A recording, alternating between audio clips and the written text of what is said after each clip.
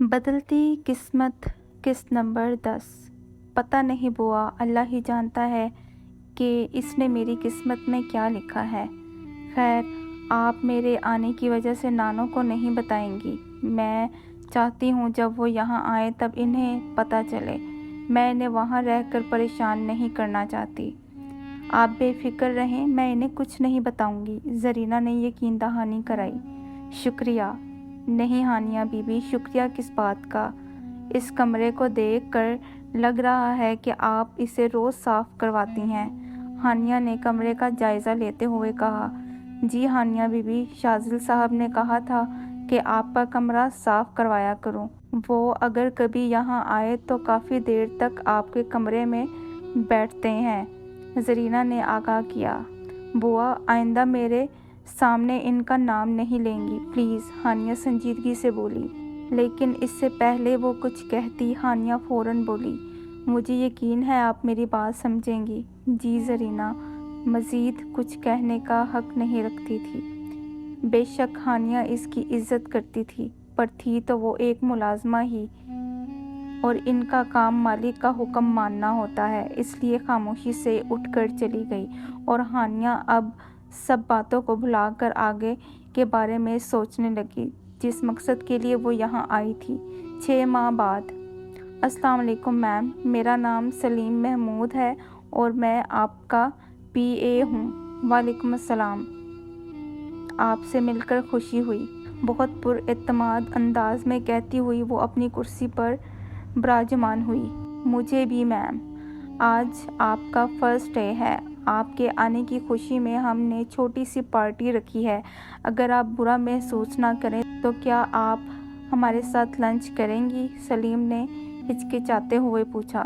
جی بالکل، لیکن اس سے پہلے آپ مجھے فائلز لا دیں تاکہ میں اپنا کام سٹارٹ کر سکوں۔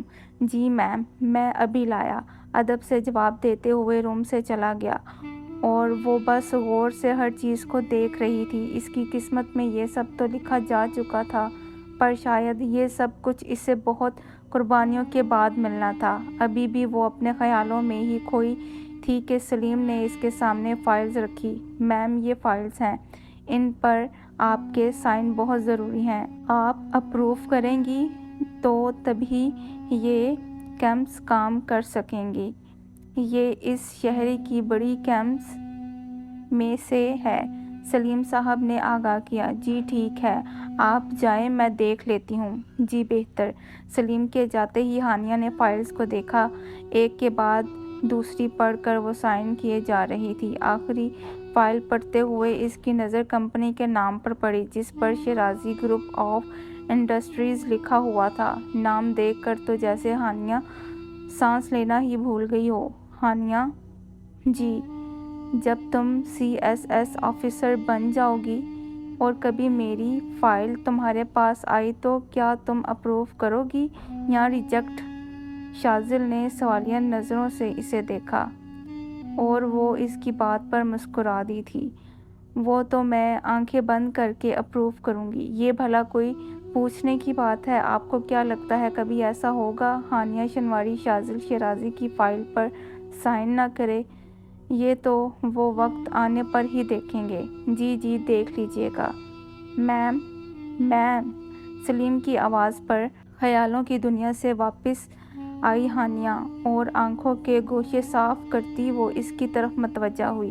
میم یہ ایک اور فائل رہ گئی تھی، سوچا یہ بھی ابھی آپ کو دے دوں۔ سلیم اسے ٹیبل پر فائل رکھتے ہوئے بولا۔ ٹھیک ہے، ان فائلز پر میں نے سائن کر دیے ہیں لیکن اس فائل پر سائن نہیں کیے۔ لیکن کیوں میم؟ سلیم نے شاذل کی فائل دیکھتے ہوئے حیرانگی سے پوچھا۔ سلیم صاحب، مجھے اس فائل نے مطمئن نہیں کیا، اس لیے نہیں کیے۔ اب آپ یہ لے کر جا سکتے ہیں۔ لیکن میم یہ تو… اس سے پہلے وہ کچھ کہتا ہانیہ نے اس کی بات کاٹی۔ سلیم صاحب، مجھے جو ٹھیک لگے گا ویسا ہی کروں گی۔ اب کی بار ہانیہ کی آواز میں سختی تھی۔ سوری میم، کہتے ہوئے روم سے چلا گیا۔ ہانیہ بیٹا، نانو نے کمرے میں آتے ہی مخاطب کیا۔ جی نانو، ہانیہ جو ایمن کو سلا رہی تھی ان کی آواز پر متوجہ ہوئی۔ تم آتے ہی اپنے کمرے میں آ گئی، مجھ سے ملی بھی نہیں، آج تمہارا پہلا دن تھا۔ یہ بھی نہیں بتایا کہ کیسا گزرا؟ نانو اس کے قریب بیٹھتے ہوئے بولی۔ وہ نانو گھر میں آتے ہی یہ بوا کے پاس رو رہی تھی۔ یہ ٹائم اس کے سونے کا ہوتا ہے، میں نے سوچا اس کو سلا کر آپ کے پاس آتی ہوں۔ اچھا بتاؤ کیسا گزرا پہلا دن؟ کوئی کام بھی کیا آج؟ جی نانو اچھا گزرا تھا اور کام بھی کیا تھا، ہانیہ سنبھلتے ہوئے بولی۔ صحیح۔ ہانیہ تم ٹھیک ہو نا؟ مجھے آئے 1 ہفتہ ہو گیا لیکن تم بہت بجھی بجھی لگتی ہو میری بچی۔ جو تمہارے ساتھ ہوا بھول جاؤ اسے۔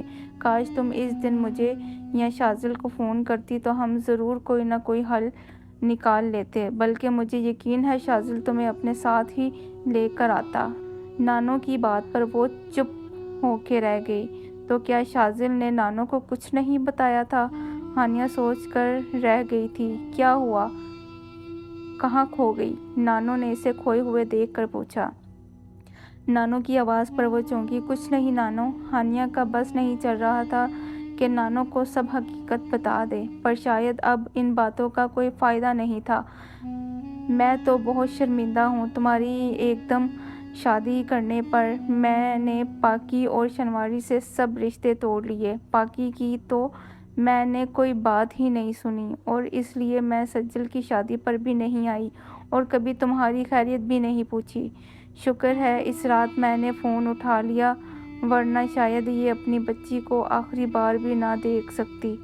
بولتے ہوئے نانو رو دی تھی۔ پلیز نانو ایسا مت روئیں، میری قسمت میں یہی لکھا تھا اور اسے ہو کر ہی رہنا تھا۔ پر ہانیہ اگر میں اس کی بات سن لیتی، اس سے ایک بار بات کر لیتی تو میرا دل کا بوجھ بھی ہلکا ہو جاتا۔ میں خود کو کبھی معاف نہیں کروں گی۔ ایسا نہیں کہتے نانو، آپ بھی غلط نہیں تھی اور امی بھی، بس حالات ہی کچھ ایسے تھے۔ جو ہوا اسے برا خواب سمجھ کر بھول جائیں۔ میں بھی بھول گئی ہوں، اور چلیں چل کر کھانا کھاتے ہیں ورنہ آپ کی طبیعت خراب ہو جائے گی۔ ہانیہ ان کا ہاتھ تھام کر اٹھ کھڑی ہوئی۔ میرے جانے کے بعد ایمان آپ کو تنگ تو نہیں کرتی؟ ہانیہ نے ان کا منہ ٹھیک کرنے کے لیے پوچھا۔ ارے نہیں، بالکل بھی نہیں، ان کی وجہ سے تو گھر میں بہت رونق ہے، اور ایمان تو اس قدر سمجھدار ہے کہ میں اس کی باتیں سن کر خود بہت حیران ہوتی ہوں۔ جس پر ہانیہ مسکرا دی۔ سر میں آئی کم ان؟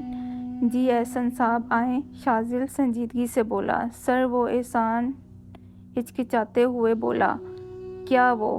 آپ پریشان لگ رہے ہیں، کیا بات ہے؟ شاذل پوری طرح اس کی طرف متوجہ ہوا۔ سر جو فائل آپ نے AC صاحبہ کو بھیجی تھی، انہوں نے فائل پر سائن نہیں کیے، اور احسن کی بات پر تو شاذل کا چہرہ غصے میں سرخ ہو گیا۔ یہ آپ کیا کہہ رہے ہیں؟ ایسا کیسے ہو سکتا ہے؟ کیا وہ ہمارے بارے میں نہیں جانتی؟ شاذل دھاڑ کر بولا۔ سر وہ نیو آئی ہیں، ان کا PA بتا رہا تھا، وہ کافی سخت ہیں۔ نیو ہے تو کیا ہوا؟ آج سے پہلے کبھی بھی ایسا نہیں ہوا کہ راضی گروپ آف انڈسٹریز کی فائلز کہیں جائیں اور وہ ریجیکٹ ہو جائیں، یہ ہو ہی نہیں سکتا۔ یقیناً اس عورت نے جان بوجھ کر یہ سب کیا ہے۔ شاذل ایک ایک بات چبا کر بول رہا تھا۔ شاذل کا غصہ دیکھ کر احسن خاموش ہو گیا۔ کیا نام ہے اس کا؟ شاذل غصے کو ضبط کرتے ہوئے بولا۔ سر ان کا نام ہانیہ شنواری ہے۔ ہانیہ کا نام سن کر تو شاذل سکتے میں رہ گیا، جیسے شاذل نے کچھ غلط سنا ہو۔ تم ہوش میں تو ہو؟ جانتے بھی ہو کس کا نام لے رہے ہو؟ شاذل اب اپنی کرسی سے اٹھ کھڑا ہوا تھا۔ وہ یہ بھی بھول گیا تھا کہ وہ غصے میں آپ سے تم پر آ گیا تھا۔ سر ان کے PA نے یہی نام بتایا تھا۔ اب کی بار احسن کی آواز کانپ رہی تھی۔ جاؤ یہاں سے اور ڈرائیور سے کہو گاڑی نکالے، ابھی اور اسی وقت۔ بلکہ نہیں، میں خود ہی جاؤں گا۔ شاذل کو خود بھی سمجھ نہیں آ رہی تھی وہ کیا کرے۔ ہانیہ کے نام سنتے ہی وہ پاگل سا ہو گیا تھا۔ جی سر کہتے ہوئے فوراً کمرے سے چلا گیا۔ اللہ کرے ہانی وہ تم ہی ہو، مجھے تم سے ملنا ہے، تمہیں سب بتانا ہے۔ میں آ رہا ہوں ہانی، مجھے یقین ہے اللہ نے میری دعا قبول کر لی۔ شاذل نے اپنا فون اور والیٹ اٹھایا اور کمرے سے چلا گیا۔ آج کی ایپیسوڈ یہیں تک تھی. امید ہے آپ کو پسند آئی ہوگی. میرے چینل کو لائک، سبسکرائب اور شیئر ضرور کر دیجیے گا.